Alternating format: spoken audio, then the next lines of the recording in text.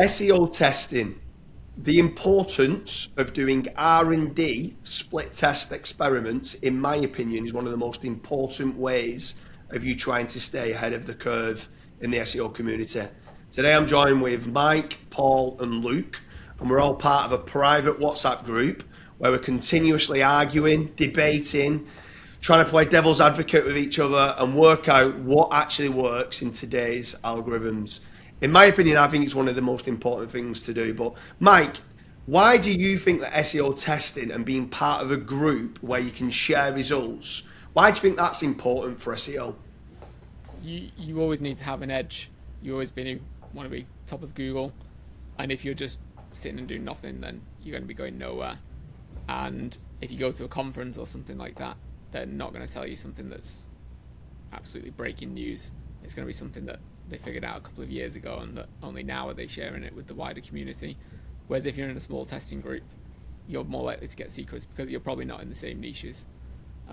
So you know what's working, and then there's only so many things you can test at once yourself, because you need to kind of test things in isolation. So by being part of a small group, then it is hugely important that if you want to get some secrets from other people, you've got to test things for yourself. So one thing that I was doing is, obviously people work with clients and with their own big brands that they don't want to go and make a huge change to a site once. So where I've got some like small subdomains with different country focuses on those subdomains, just trying to test like one thing on a subdomain and seeing if that results in a positive increase. And then you obviously need to have the sort of nerve or the patience to wait to see those changes play out, because we know that Google baked it into the algorithm years ago just to try and catch us out, that they'd sometimes just drop a page for no reason just to see if we get scared and change it back straight away. Yeah. The whole random ranking factors, Yeah. or the Google dance, or what people call it. But yeah, I completely agree there, Mike, with what you're saying. Like, it's difficult to be a single person and testing everything out and having that kind of corroboration where you can bounce ideas from each other and be testing. I also think it's really important, like, the group that you're in, every single person in that group needs to be going out doing split tests. And I think this is very important, because sometimes you can end up getting leeches within a group who sit back, get all the information. They're not trying to push the boundaries and then provide value for others. And I think that that's an important part. But Paul, what about yourself? So SEO split testing, why is SEO testing important? Why do you not get the knowledge when you go and turn up to these SEO conferences? And it seems to be outdated information in comparison to what's working in today's algorithms. Obviously, you're part of our group. Do you enjoy it? Do you like it? Do you love bouncing off each other? I'm not saying this just because we're recording this and here we are, but no, it's been the most important thing, getting into that group. But it must be about a year and a half maybe now. And it's because it's a group of great guys who do great work. And so when you share openly like that, because you trust one another that it's not going to go beyond the group, you start to discover things that you otherwise wouldn't, you couldn't discover on your own unless you've got a big team. And even then, even if you had a big team, you're limited by the ideas that you can come up with. And when you're in a group, you don't want it too big, because then you're inevitably going to get leaks. I think what you've created is a really nice size, because there's a core of people who do have great ideas and do test, and then they share what they're finding. Really, really important, as Mike touched on, when you just go to conferences or you just consume courses or you consume online content, you are getting, at best, outdated ideas. At worst, absolute garbage that never worked anyway.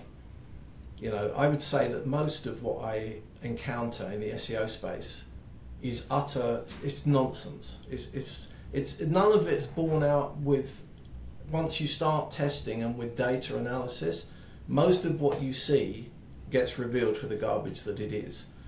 So I think there's no substitute for that testing and sharing of ideas, because it's the only way that you can, reading patents too and reading information that is grounded in some truth is really, really important to spin up your ideas from. Don't just dream them up out of nowhere. But then going ahead and saying, does it work? Because I would say 90% or more of the ideas that I come up with in tests don't work. They prove to be just not, they have no utility, no value. So you've got to be doing that testing to find those nuggets. It's like mining, really. It's like panning for gold. You've just got to keep doing it. Yeah. And if you listen to everyone else for where the gold is in the river, it's doubtful that they're going to show you where it is. You've got to go and find it for yourself. Yeah. Yeah, for sure. Is there anything that we've missed off there, Luke, in your opinion? Well, one of the big values I see in split testing is, from a kind of convincing people perspective, if you do have like enterprise clients, or sometimes clients where you need to kind of sell 3 or 4 different people within the same organization to get stuff done, testing is really vital, because you're kind of bringing them a case study, and you're bringing them a data-backed kind of persuasive narrative on why something should be done. So sometimes you might, for example, need a budget to do something, which means the design or some other team within that company doesn't get that budget. It's a zero-sum game. How are you going to convince them to give that to you versus send it on something a bit more visible like graphic design or whatever? So yeah, doing split testing, if you can go to them and say, look, there's data on this going back to 2024, here it is, you can show the graphs, here's what we did, here's how we know it works, here's the benefit, and if you can model that to some kind of dollar value or revenue value, you just tend to find your relationships with clients or other stakeholders, if you're in that kind of environment, they're so much easier, and you're so much more trusted. You get more stuff done, and then it becomes a circle of you're the guy who gets stuff done, but really the only reason you're the guy that got stuff done is because you got the buy-in in the first place to get the throughput of the work you needed to get those results. So yeah, I'd say from a sales perspective, it's really valuable. Yeah, for sure. So let's get straight into it then. Obviously, we are a research and development team. We're a community where we're trying to kind of play a devil's advocate. We're trying to bounce off each other. One might get a set of results, and actually, and this happens quite a lot as well, where I might get a positive, and then Mike might test something and get a negative, and we're like, hold on a minute, let's rerun that test. And it might be in different like industries, one in the US and one in the UK. Or it could be one in plumbing and one in roofing, or one in health, like Your Money or Life. It could be slightly different nuances, which is also important for people to understand within SEO testing. From a niche selection, or especially from a country selection, things can change. But Mike, what are you working on at present that you're split testing and working on, that listeners or people watching this can look at to see some type of ideas with what you're working on, what you're split testing, and is there anything that you're doing at present that you're going, this is working well, that you're happy to share with the general public? One thing I was doing was where my content was ranking in other countries that were also English speaking, such as the US or Ireland, but the content wasn't geo-localized to that. Previously it'd been put in like a /en-US subfolder on there. And I think even with like hreflang tags to spell out that localization to Google, it still didn't quite work as well, so I just moved it to a subdomain.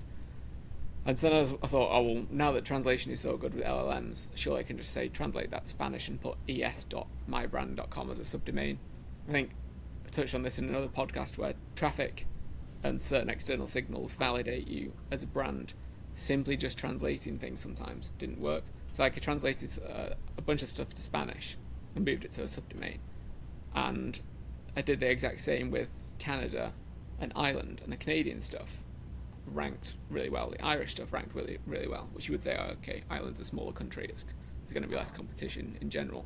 But if you check like the Irish results, they'll often be showing US sites in there and UK sites in there because there's not enough hyper-specific Irish stuff. But what was interesting was that it's almost like Google knows me as an English brand, and so then by simply just trying to translate the content and become Spanish overnight just had way less of an effect. It's almost like Google has an ideal user profile for your site, and so because the UK and Ireland are going to have very similar demographics and user profiles, Google's happy to almost like it's already pre-validated your brand with that type of demographic of user, whereas for then you to just assume that you can go then rank in South America or in Spain or any other Spanish speaking countries is like just a bit of a false assumption. I just thought yes, it's subdomain, it'll carry the weight of the main brand. It's got the hreflang tags in place. But it was really interesting that I could rank in Canada easier than I could in Spain. Sounds good. What about you, Paul? Probably the biggest eye-opener for me, this is the local space again, it has been task fulfillment when it comes to transactional pages. So I kind of used my own bastardized version of Corey's attributes, prominence and popularity, but contextualizing it through the lens of task fulfillment. So I'm looking at, what does the client need to know next to make a buying decision? And that's how I structure the heading vectors on the page for a transactional page. And that is working extremely well, both for ranking and for obviously for click-through. You just get a much better click metrics by doing that, because you're satisfying the user, which in turn obviously satisfies nav boost. So that's a full circle thing. But yeah, that's been in the last year, that's been without doubt my biggest eye opener. And one of the things too, I'm not sure I should even, we disguise it, what the hell. Using the SERP filter chips, they don't always appear, but they do a lot for local transactional searches. You know what I'm talking about at the top of the SERP page. Using the attributes within those SERP filter chips as a real prompt of what's important and what you should be looking at first on those pages, and then using those SERP filter chips, not directly, but say one of them typically is top rated, so I'll substitute that for reviews, and I'll have a jump link right at the top of the page, like a little button with reviews on it that jumps down to that section, so that if somebody's landing on my page on a mobile device, which is about 60 to 70% of users depending on the local niche, those buttons are right at the top. So there's no, it's only like soft scroll, if you want to call it that. There's no hard scrolling required to get what they want. So I want to give them everything on that top of the above the fold on that mobile page. When they land there, I want to give them all the most important information to make a buying decision. And that has been my biggest eye-opener. And I think one of the things, Mike, I think, touched on this earlier without saying it out loud, but and you did as well, to be honest, James, the need now to be much more proficient at marketing and fusing SEO with marketing. I think it's more important than it's ever been before now, because Google's getting smarter about whether you're fulfilling the intent of the search. Yep. And then what about you, Luke? Awesome. Yeah, I think one of the biggest discoveries I've made is I tend to stumble across research and development and testing through making mistakes, seeing things which are unexpected, and then thinking, oh, I wonder how I can amplify that to see if there's an opportunity there. So, like, one test I've got running at the moment is the extent to which search engines use schema in their snippets to replace what we define as the snippets, so the meta description and the title specifically. Seems like it hinges quite a lot on the search intent behind the term, but what I'm finding is that LLMs pick up an awful lot of snippet information from search engine results. They use these search engine results as an extra layer on top of their own training data, and if you're, say, like FAQ schema, for example, if that's being pulled into search engine pages and the snippets, that tends to then find its way fairly seamlessly into fan-out query type terms within LLMs. So it's just another way of getting LLMs to look through your sort of rich data on your website, but through the medium of a website page, results page. So yeah, there's some experiments around that I'm doing, and it's really amplifying LLM visibility. Actually, it's incredible. Like, there's one example where there was this bungled implementation of a third-party script on a client website I have, and I say bungled because it's basically a blank page by accident that the JavaScript didn't execute, it didn't load, but the FAQ schema part of that JavaScript did. That loaded fast enough, so the only thing on the page was this kind of rendered DOM with a bit of schema on there, nothing in the HTML source code, but all of the information in that schema was popping up in LLMs from essentially a blank page. So yeah, it's kind of stuff I stumble onto mainly through accident more than design. But yeah, to reinforce what you were saying, James, these groups that we're in are fantastic because you often find something that someone else has said, and you find your own way to reinterpret that. As you were saying, Paul, like the Corre framework reinterpretation through kind of more holistic page design is a really good example of that. So I often find myself seeing what other people have said and thinking, oh wow, yeah, I can think of a use case for that which is slightly different, and now I'm going to experiment, and I've got some really interesting findings from that. So yeah, hugely valuable. Yeah, for sure. What I love the most about it, when you mentioned, Paul, is the ideation part. You don't know what you don't know. So you don't even know what to test. But someone then sparks an idea, and then, like what you just said there, Luke, initially sparks an idea going that way, and you're thinking, hold on a minute, I can use this, and I might test it for this, this, and this. And before you know it, like, you're all going round in different pathways, and you end up getting to an end result. But it's so random. Some of the stuff that we've shared in these groups are so random how we got to the end result. And it's normally by a fuck up. It's normally by like, why the hell is this ranking? And everyone's then reverse engineering. Yeah. And I'm like, I don't know why it's ranking, but it's ranking. And Mike normally has a go at me saying, what have you done it? And the next one, he'll say, oh, I know what it is. It's this, this, and this. And then we'll go, well, can we add other layers on top of this? Is there anything else that we can be doing? It's like I'm not going to give too much away, but the centroid and stuff like that of a location and stuff like that, and how important things can be from a local standpoint, I didn't have a clue about. And the minute I started to understand that a little bit more, you then start developing. It's just everything just fits into place so much easier when you've got other people to ask. I know what's working at times, I just don't know why. And when someone understands the why, there might be different ways of being able to do it more efficiently. Where sometimes I go around the houses, I could, if I want to get to the end result here, I'm running like this. I could just walk like that. It could be so much that's true. I think this very podcast episode is a good example. It's like a microcosm of exactly what we're discussing. Yeah. Ideas coming together. I've just got a couple of ideas there from what Luke just said. So yeah, that's the whole thing. It's like just somebody says something and it sparks an idea, and then that can spark, test results that come back and feed the group. And yeah, it's just great having that circle that just goes round and round with in terms of the ideas and results from them. Yeah, for sure. Anyone who's watching this, if you want something to be tested and you think it's too costly to test it, hit one of us up.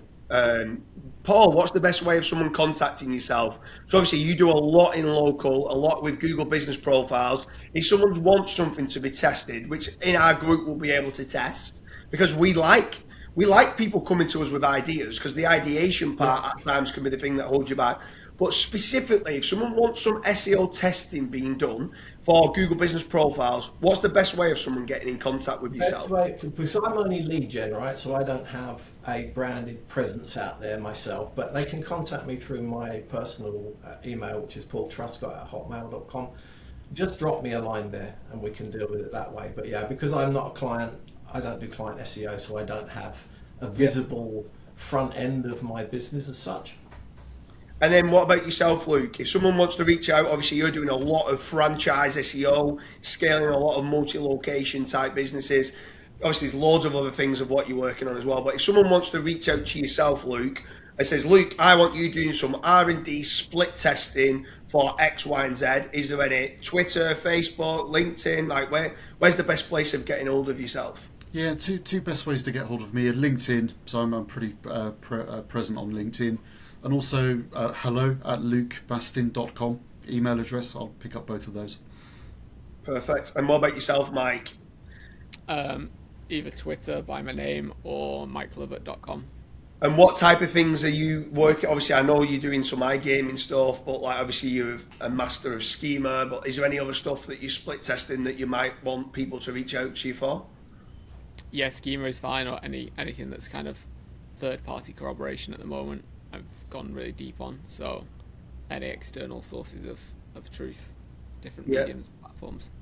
Make sure you reach out. Obviously, SEO testing is very important. We're happy to do it for you. We'll share the results of what we get back for it. One caveat is that we would be sharing the results also internally in the private group, so just be careful with what you want testing. we will want to share it internally in our private group, but obviously we would for free do certain testing in certain areas for stuff of what you might be asking for. Mike, Paul and Luke, it's been an absolute pleasure on how we're doing SEO testing and split testing, lots of different strategies of what might be working in today's algorithms. Cheers, guys. Thank you.